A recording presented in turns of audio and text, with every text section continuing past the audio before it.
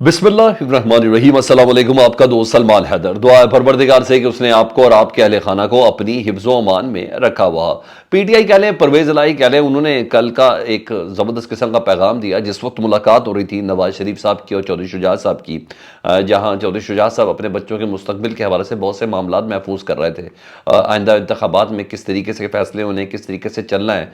और ज़ाहिर बात है, परवेज़ इलाही साहब की कुर्बानी दी है तो उसके बाद पूरा पूरा हक भी तो लेना है और कोई ना कोई फ़ैसला करना है। तो जहाँ वो बातें हो रही थी वहाँ परवेज़ इलाही साहब भी जब अपने वो बच्चों का मुस्तकबिल देख रहे थे तो परवेज़ इलाही साहब पर भी फैसले का पूरा हक था। तो यही हुआ जी। अहम खबर ये है कि एक तरफ मुलाकात हो रही थी तो दूसरी तरफ ज़ाहिर बात है इंट्रा पार्टी इलेक्शन हुए।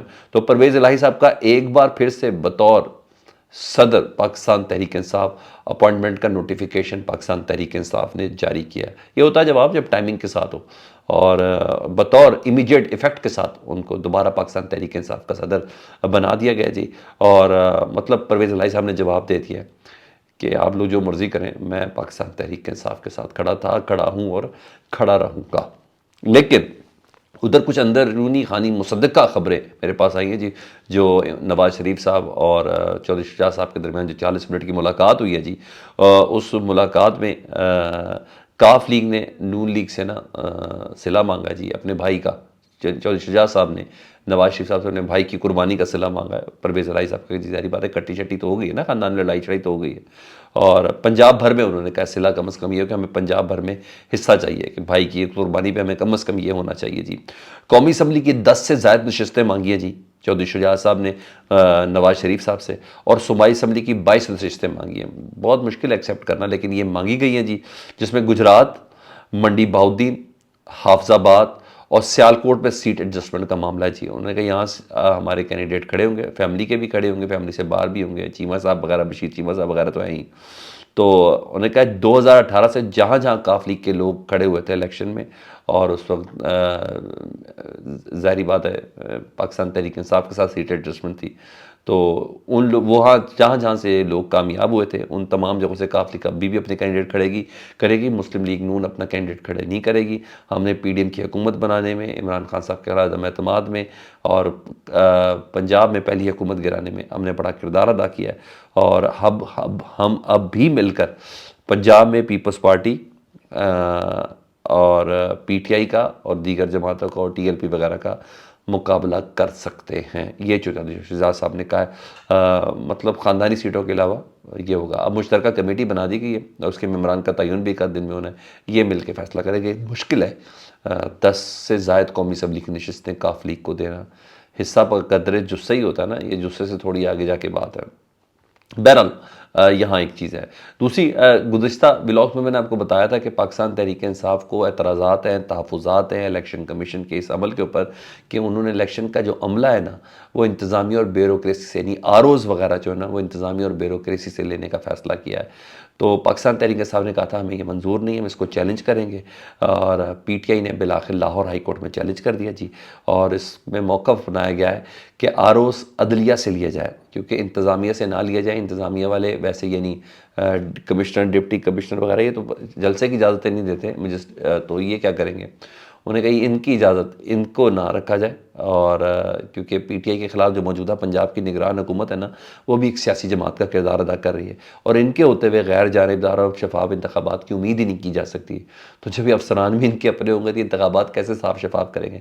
वो कहते हैं हमें जो है ना जुडिशल अमला चाहिए, हमें इंतखाबी अमला जो है वो अदालती अमला चाहिए। तो ये वो कह रहे हैं जुडिशल स्टाफ ही ये इलेक्शन कंडक्ट है। उसको खैर उन्होंने चैलेंज कर दिया जी, और कहा है कि अदालत इलेक्शन कमीशन से इस सिलसिले में एक्शन का तकाजा करे। ये उन्होंने लाहौर हाई कोर्ट पे चैलेंज कर दिया। उधर काजी फ़ायज़ ईसा साहब का रेफरेंस जब आया था ना तो सुप्रीम जुडिशल काउंसिल में, तो उस वक्त काजी फ़ायज़ ईसा साहब को ना बड़ा मज़लूम बनाकर पेश किया जाता था। मज़लूम थे भी, सारी बातें जब प्रूव नहीं हुआ सारे वापस हो गए। तो मीडिया पे भी मुख्तलिफ सपोर्ट भी होती थी। साथी जज जस्टिस मंजूर हो गए, जस्टिस मकबूल बाकर हो गए, तो ये तमाम ना हिमायत करते थे, कोई इतराज़ भी नहीं करता था। और अब मामला जब जस्टिस मज़ार अली अकबर नकवी साहब का है, तो वो 5 बार दरख्वास्तें दे चुके हैं, बार बार कह रहे हैं कि मेरे ख़िलाफ़ जो इल्ज़ामात है उसका रिकॉर्ड ही अभी तक मुझे नहीं दिया गया। 5 خط لکھ چکے ہیں، انہوں نے کہا دستاویزات تک فراہم نہیں کی گئی، ریکارڈ فراہم نہیں کیا گیا، اور نہ اعتراضات پر کسی قسم کا کوئی جواب دیا جا رہا ہے، اور میرے جو دوسرے شو کا اس کے خلاف جو میں نے اعتراض کیا ہے وہ بھی سماعت کے لیے مقرر نہیں کیا جا رہا۔ انہوں نے ایک بار پھر 3 رکنی کمیٹی ہے جو سپریم جوڈیشل کونسل کی، ان کو جو ججز ہیں سپریم کورٹ کے، ان کو انہوں نے پھر درخواست کی ہے کہ میرے اوپر جو ایلیگیشنز ہیں ان کا کوئی ریکارڈ تو مجھے دے دیں تاکہ میں کسی قسم کی پریپریشن کر سکوں۔ میں حیران ہوں سپریم کورٹ میں یہ اندھیر نگری چوپٹ راج ہے، ان کے ججز سپریم جوڈیشل کونسل میں، واقعی بڑی حیران کن مانی خیز چیز ہے کہ اگر ان کو ان کا ریکارڈ نہیں دے رہے، اس لیول پہ جا کے معاملات اس طریقے سے بائسڈ جو نظر آ رہے ہیں، یہ ڈیفینیٹلی تکلیف دہ ہے۔ اگر مظاہر علی اکبر صاحب نقوی صاحب جو ہے جج ہیں سپریم کورٹ کے، ان کا یہ الزام ہے، ان کا یہ استدلال ہے، تو اس کو فوراً سے پہلے ایڈریس ضرور ہونا چاہیے تاکہ جو ان کی تسلی و تشفی ہے وہ ضرور ہو سکے۔ دوسری ایک بات کتنی انٹرسٹنگ چیز ہے، پاکستان تحریک انصاف کے خلاف، یعنی پاکستان تحریک انصاف کے ریلیف کے لیے اگر کوئی درخواست ہونا تو وہ سماعت کے لیے مقرر نہیں ہوتی، کئی ہفتوں بعد سماعت کے لیے مقرر ہوتی تو مہینوں تک کیس چلا دیا جاتا تھا کہ ایک پیشیوں کا بات ہوتی ہے، 2 پیشیوں کی، اور جب فیصلہ آئے تو فیصلہ محفوظ کر دیا جاتا ہے، پھر جب وقت ہوتا ہے اس کے بعد اس فیصلے کو جاری کیا جاتا ہے، اور یہاں ریلیف پہ، اور جہاں پاکستان تحریک انصاف کو تکلیف دینی ہو اور ان کو کہیں جواب دہ کرنا ہو تو وہاں 1 سیکنڈ سے پہلے جی دنوں میں گھنٹوں میں مقرر ہو جاتی ہیں ساری چیزیں۔ اور یہی ہوا جی، الیکشن کمیشن نے پی ٹی آئی کے خلاف نا جو انٹرا پارٹی الیکشن کے خلاف جو درخواستیں تھے، اکبر ایس بابر اور دیگر جو ڈسکا سے اور سیالکوٹ سے اور منڈی باؤدین سے جو بندے کھڑے کیے گئے تھے، درخواستیں لے کے بھیجا گیا تھا، ان تمام کی ٹوٹل 11 درخواستیں ہیں، ان تمام درخواستوں کو 8 دسمبر یعنی کل سماعت کے لیے مقرر کر دیا۔ ٹھیک ہے، الیکشن کمیشن نے، دیکھیں یہ تکلیف دینی ہے نا پی ٹی آئی کو، اور اس کے لیے درخواستیں اس طرح مقرر کی جاتی ہیں۔ تو یہ پوزیشن ہے، اب دیکھیں کل الیکشن کمیشن کیا دیتا ہے، کیونکہ ابھی تک ایک جیسے کہتے ہیں نا تلوار لٹک رہی ہے بلے کے نشان کے اوپر، اور یہ چیزیں حالانکہ جو کنور دلشاد صاحب جو ہیں سابق سیکرٹری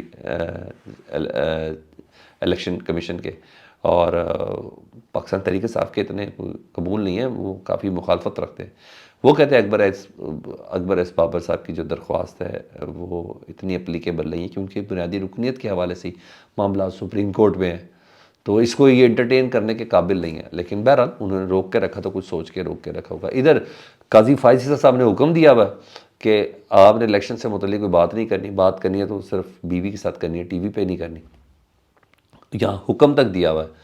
ہونے کا الیکشن کا ہونا 8 فروری کو پتھر پہ لکیر ہے، اس کے باوجود جی آج اسلام آباد ہائی کورٹ میں ایک شخص نے درخواست دی تھی 8 فروری کے الیکشن کے خلاف، اور اس الیکشن کے خلاف جو تھا قاضی فائز عیسیٰ صاحب کے منع کرنے کے باوجود یہ درخواست تھی، تو اسلام آباد ہائی کورٹ نے آج اس کو سماعت کے لیے مقرر کر دیا۔ دیکھیں آج کیا ہوتا ہے۔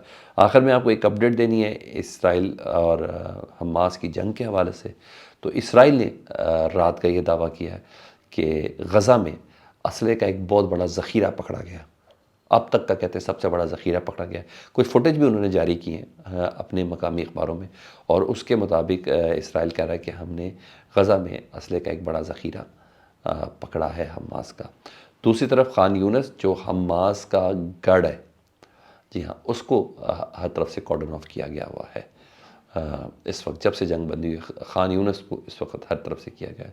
لیٹس سی دیکھیں کیا ہوتا ہے۔ ہاں، پاکستان سمیت دنیا بھر کے تمام ممالک صرف مذمت، عوام ان کے ساتھ ہے، حکومتیں جو ہیں سعودی عرب سمیت، کویت سمیت، عمان سمیت، بحرین جو امیر لوگ ہیں ان کے پاس نوٹو شوٹو بہت ہے، کچھ بھی نہیں۔ ایون قطر بھی یہ کہہ رہا ہے کہ وہ وقت گیا کہ جب قبضے کی بات ہوتی، لیکن زبانی کیوں؟